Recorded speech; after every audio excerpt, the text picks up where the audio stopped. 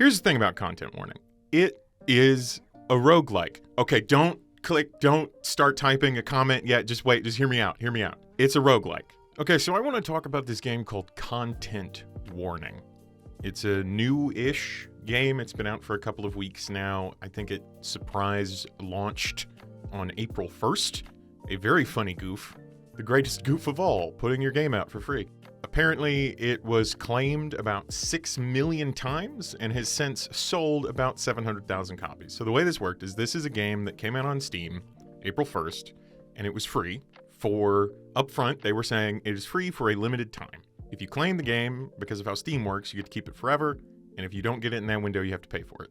And I'm actually going to look up and see how much it is right now. $7.99. Content Warning is a $7.99 game. It is $8 American dollars. I've played this twice. I've played it twice in the last 2 weeks. Both times with friends. There is a group of goobers that I hang out with on just about a weekly basis, and me and these goobers have played Content Warning twice. Or I suppose I should say, these goobers and I. That's the English degree I spent too much money on, not kicking in until I can correct myself. Thanks. Money well spent. Content Warning is tangentially, it's a horror game, but I don't know that I would really call it that. It does spook you. It will spook you. I've definitely been spooked. There have been times where I've gone, whoa, and like freaked out a little bit, and there's a thing coming at me, and it's just surprising in the way that a jump scare is surprising. It's not haunting. And I don't know. I think my definition for horror has kind of changed as I've gotten older, because now something like Alan Wake 2 to me is much scarier because of like the existential dread that it inspires, and the sort of, I mean, it's a psychological horror, right? Where this is more akin to like a jump scare kind of horror. But also, again, it's not really a horror game. It's a party game, is what it is. And I think that is what is so cool about it. Here's the thing about Content Warning. It is a roguelike. Okay, don't start typing a comment yet. Just wait, just hear me out. It's a roguelike. Oh my God. There's a significant storm brewing outside. Wind is really blowing. I made God angry by saying that Content Warning is a roguelike. Okay, listen. I've never played Rogue. Someday I probably will. I'm sure there's an easy way you can play it in your browser or something. It's just not something I've ever really dicked around with. I've played Rogue likes, however. I think the first notable one for me was this game called Rogue Legacy. I think that came out around somewhere in the 2011 to 2013 range, I want to say. Somewhere in there. I think 2013, but, you know, if I got that wrong, someone will point it out, and quickly. Content Warning is a roguelike in that it is a run-based game where you and your friends go from your happy, idyllic, safe base down into, quote-unquote, the world below, which I don't know if it's supposed to be underwater and we're in, like, scuba suits, or if it's just, like, the atmosphere is all fucked up and we're wearing protective gear. I don't know. It's not really important. But you go down, and it's all black and white and scary and spooky, and you have a video camera and flashlights that you start with, and your whole goal is to go and find spooky stuff happening and record it so you can put it on SpookTube and become famous SpookTubers. You want to make enough money to support yourself and reach what are honestly kind of arbitrary goals. I got like $150 for a video clip that got about 1,200 views or something on it like that. And man, do I wish that's how it actually worked. But they've gamified content creation in a way that I think is really interesting. The whole point of the game is not really the horror element, it's the element of you have a camera and you are taking video of whatever is happening in front of you and trying to get views. Because views equal money, money equals more stuff, and then that stuff sort of allows you to make better clips or clips with more dynamic elements to them. For example, some of the stuff you can buy better flashlights. Obviously, the first flashlight you get is a piece of junk. It dies very quickly. There are better ones available. That's an obvious upgrade. Other things, though, you can get like a microphone that allows one person to hold it like a news reporter, and they can talk and they're magnified on the recording. They can hold it out to put it in somebody's face, which is one of my favorite things in the game. There's also like a clapper, which honestly seems kind of pointless. And I think another one that I really like is the sound bite, the sound player. There's just like a little, it kind of looks like an iPod, like an iPod, and you just kind of pick one of 20 some sound effects and you can just play them, and those will get picked up on the recording and add to your video. It's really interesting. The videos are short. I've not actually looked to see how long they are, but they're short. You don't have a lot of film, and I think that's one of the better aspects of the game, is it really encourages you to get in, see something, get out. My friends and I have been playing it a bit too exploratory, I think. We've been really kind of bumbling around down there and trying to find stuff, and then our videos aren't very good. Which, I mean, hey, if I've learned anything, it's that quite a few people think my videos aren't very good, so... it's very real. It hits close to home, is what I'm saying. No. Everyone who left nice comments on my Dragon's Dogma video and other videos before that, thank you very much. I really appreciate it. You are amazing. Content Warning has this feature where the videos you record are actually captured as webms, .webm files, webms as I call them. And I assume probably most other people call them that too. I don't know what else you'd call them. WebMs? Blech. Shut up. Don't do that. That does... If anyone calls them WebMs, you are a GIF person. And you're wrong. I don't care what anyone said who invented it. It's GIF. And it's Webm. Because that's fun to say. Webm feels like an also-ran for the Neopets era, but I think I might just also be thinking of Webkins, which is an also-ran from the Neopets era, where it was like, we're going to sell you a stuffed toy, and then you're going to play with it online. My sister was really into Webkins, so I am familiar with Webkins, and I admit a little bit of jealousy, because I'm not that much older than she is, and I was like, oh man, that seems cute and fun, but I'm a boy, so I can't do that because I'm in the South and it's really easy to be shamed for anything that is remotely non-heteronormative. Anyway, the webms are the actual camera feed that you shot down there, and they're very low quality.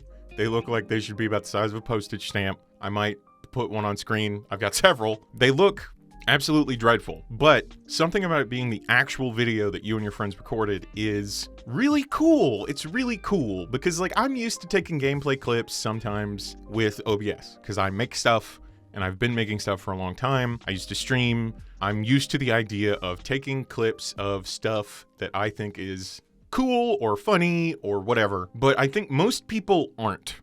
Most people aren't used to that weird dance you have to do of having OBS open and a hotkey or buttons or whatever that you can push that'll capture a clip on the replay buffer. I think most people don't do that because they don't have brain sickness like I do. I have brain sickness, so I want to capture things that happen. I've always been a weirdo with a camera. When you come back up to the surface from your little jaunt down into the haunted hell dimension, you throw the camera into a bin, and then it revs up for a little bit, and it spits out a CD, which is hilarious.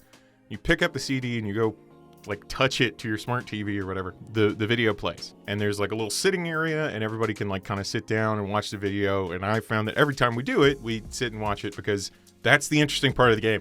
The interesting part of the game is not, oh, how much money did we make? What items are we going to buy next? We're not strategizing at all ever while we're playing this. And I think that's amazing because, man, I am tired of multiplayer games where I have to just be like a soldier. I'm tired. I enjoy Helldivers. I enjoy Fortnite. I enjoy online games with my bros. But sometimes I don't want to be a guy who has to tell everyone that there's a bunch of bugs over there that we need to avoid or shoot, or that the cocaine is in fact on the move if we're playing Ghost Recon or whatever. Move that dope. Content Warning doesn't really have any of that. It's very much about dying for hilarity's sake and then getting clips of your friends dying in funny or scary ways. The best part of the game, I think, is when you're done watching the video in your little sitting area, there is an option that pops up to save to desktop. And that's not like a weird in-game thing. It literally saves the video to your desktop, your computer you are playing the game on. And I think that's sick. I think it's awesome. That is so cool. And that is the collectible. That's the actual thing that makes it a roguelike. It is a social roguelike. Content Warning is a social roguelike, where what you are collecting is actually a meta artifact. It is not items in the game to be better. It is not power-ups. It is not temporary upgrades or permanent upgrades. It is not a skill tree. It's not any of that garbage, which, works really well in games where it's designed around that. But what content warning has is these clips that you can collect of you and your friends playing the game are the collectibles. Those are the things you're getting. That's why I call it a roguelike. Not to be smarmy, not to be a weird video game theory guy. I'm working on my pitch to Paste magazine or whatever. Like, I'm not doing that. I'm saying, like, try to kind of wrap your brain around this. I don't think it's a stretch. It's a roguelike where the protagonist is Logan Paul. It's you are going out and you're collecting these moments, these clips of you and your friends having fun, and then you have this weird artifact that you can save, and you can put, and they're small because they're webums, and that's one of the best things about webums is that they're tiny file sizes. So you can keep them very easily. You could keep a whole folder of them, or put them in the cloud, or upload them to YouTube or TikTok or whatever. Like, they aren't gonna look right unless you do some work, but you can do it, and even if you don't upload them, you can keep them for you to look at later. I don't know if this makes me sound weird or not, because this is not something I've really, like, commiserated with other people on. But I mean, like, I enjoy the idea of video clips more than photographs, because I like the idea of capturing a moment in its totality. I like a good photo. I'm not going to be like, video killed the photography star. Like, that's stupid. They're just very different things. And I like the sensation of having sound and movement. I think it makes something much more memorable. And I did it a lot when I was traveling. I would take clips of things or audio clips of things because I wanted more. When I knew the day would come that I would sit down and look back on these things that I had decided to take clips of, decided to sit down and reminisce on my trip or whatever, I knew that it would be more valuable to me to have more than just a bunch of pictures. So I wanted it to be a little bit more complete, I guess. And content warning kind of gives you this by default, like through its gameplay loop. We're playing it not because it's particularly good. There's a lot of buggy stuff in it. There's a lot of messy stuff in it. I think at one point I think I have footage of this. I'll have to find it. But I like flew through the ground because I was carrying a boom mic and the physics got all weird with the ground or the wall or something. And I ended up my corpse was just flying through space. Just under the map. If you looked at there's a thing when you go back in the pod that takes you back up to the surface, there's a thing that tells you how far away the other people who went down with you are from the pod. And my number was just going up. It was just going up, man. Like, I don't know that they know that there can be that many digits on that counter, because it was going up fast. There was nothing holding me back. I was a shooting star ready to explode. Like a dragon defying the laws of gravity. A racing car passing by like Lady Godiva. There's no stopping me. There was no stopping me. I think Content Warning is a really cool game. I don't think it has legs. I think $8 is a little pricey, but also I think free is a little too not pricey. There's a really good review of Content Warning over on Eurogamer written by Ashley Barden. It's a really good take on this. It's better than my take. And it kind of gives you a good overview of why the game probably isn't going to last. But I think it kind of will in a weird roundabout way. Like, if this game is not dependent on servers, which it might be, and I don't know about that, but if I could play this with no problem in 3 years, I think I would pick it up and play it with those same friends again very easily, because we would be able to, at some point, we would get resurfaced one of the clips in, I don't know, Google likes to show me, it's like, here's where you were in 2018 on this day. And then it shows me photos from whatever I was doing or whatever hot dog I ate that day. I'm not a food picture guy. Don't come at me with that. I'm not actually like that. I'm way less obnoxious than that. For the most part. I think that it could very easily get surfaced to me in some sort of context like that, and I'd be like, oh my god, let's play Content Warning again if we can, assuming we can. Let's play Content Warning again, guys, and I think we would do that again for a couple of weeks, which is not great, I think, for the people who made Content Warning. That Eurogamer review I mentioned has the developers and publisher listed, and what I thought was really interesting about this is that the developer list is just 5 names. And like, I'm just gonna read it. It's Skog Zorro Wilnel? Wilnyl. Skog Zorro Wilnel Philip and the Pet Hen. So that's just like 5 people, right? Like 5 people made content warning. That's pretty cool. I think 5 people making a video game like this is pretty cool. And even if they don't make a ton of money off of it, you know, they've still moved almost 7 million copies apparently, which is incredible. And I know that 700,000 is not a ton, but I hope it's enough / continues to be enough that the people who've made it can enjoy. I hope that they can make another game. That's what I think. I hope that they can make another game. More than I hope that content warning is like updated and bettered for years, because it's an $8 game and I don't think that's practical. It's a fun idea, but the idea doesn't have legs in the same way that I don't think the tech has legs. But I hope that they get enough from their sales that they can make something else, because it's a really interesting idea. And that's the thing, is like, this game is such a cool idea and it executes that idea in a way that is fun to play, which is like fucking marvelous to me. Like, it's perplexing. Like, I could not design that. And then 5 people did. Just 5 people did. And they made it work. And it's fun for a bit. That's amazing. I think Content Warning is a really cool game because of that. It's amazing to me that 5 people made that video game. And I really want to know what those brains can concoct. If they have a few more resources, I want to know what those people can come up with.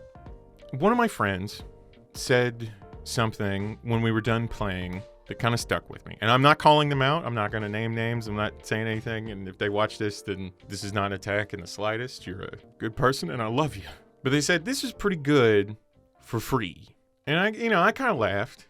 But I thought about it a little bit more and I was like, man, I feel bad that I kind of got this for free. And I know that this is where people who write YouTube comments are going to get really upset with me, because I'm insinuating that people make things, and when people make cool things, they deserve to get money. I might buy a copy of this for someone I know who didn't get in on the free redeem period, because I think it's cool and I want to support that in some fashion. And they're not asking for that much. Like $8 split among 5 people after Steam's 30% cut. And then I don't know anything about the publisher. I don't know if the publisher is them or another company, but then, they're also going to get something. And like, these people made a really cool thing. And I think the people who made it deserve some sort of like financial reimbursement or reward, or however you want to put it, for that work. Because I think that work's really cool and I want them to be encouraged to do more. I think Content Warning is a fantastic game just because it's a really cool concept that is executed pretty well, and it was made by 5 people. And like, I laughed a lot and I had a lot of fun. And even if I never play it again, I got 2 evenings of fun with my good friends that I love. And for $8, $9, that's not bad. That's not bad. I don't know why we think that way about video games sometimes. I think video games kind of occupy this weird space where maybe because so much is commercialized, we really think about what is the dollar to hour value. I don't know that I can really put a dollar value on an hour, as far as like the time that I am freely spending goes. Not for corporations. If someone wants to hire me, I will literally give them a $1 per hour rate. But if we're talking about time that I'm spending, and I'm spending it, theoretically how I want to, it's hard to put a number on that. So I don't know. I think we hung out about 3 hours each night. So if we say I've played Content Warning for about 6 hours, which sounds accurate to me, I'm not 100% sure. That's a lot for nothing. And also $8.99 is pretty close to nothing. And like, I'm saying this from a place of privilege where I can say I enjoyed that and I have $8 that will not impact me that harshly if I were to purchase this, if I were to actually purchase it. And I want to purchase it. And I would encourage anyone who kind of thinks like I do to maybe do it as well, if you are also in a position where you can do that. Because, I don't know, man, I think that people should get, honestly, I'm going to use the word reward. I think that people should be rewarded for making cool shit. I do. I think if they are entertaining or cool, then that stuff deserves me at least signifying that it was cool and giving something back to the person who gave something to me. I don't know. It's kind of a communal way of thinking, I think. And I think that, in the video game space, we could use a little bit more of that, a little bit more communal thinking, and a little bit less of just the self, which is not what I'm accusing anyone of. Like, I'm not accusing anyone of anything. either my friend or the audience or people who play the game and will never see this video or whatever. Like, I'm not making judgment calls. All I'm saying is I think that it would be beneficial to remember that real people made this stuff. And it gets a little different when you get to a big enough product. I might have something coming out talking about that very explicitly in the future, so I won't dig into it too much here, but I don't know, man. I think it'd be worth doing. Kind of in the way that, you know, in a roguelike, you get rewarded typically with some sort of currency that you can spend on upgrades. I want to reward the people who gave me a good experience with currency so they can spend it on upgrades and then maybe make a cooler game in the future.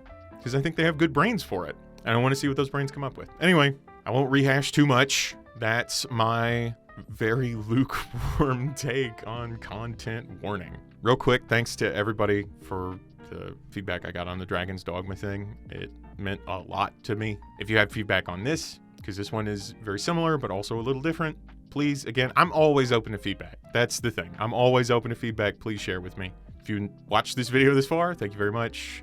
And I'll catch everyone later.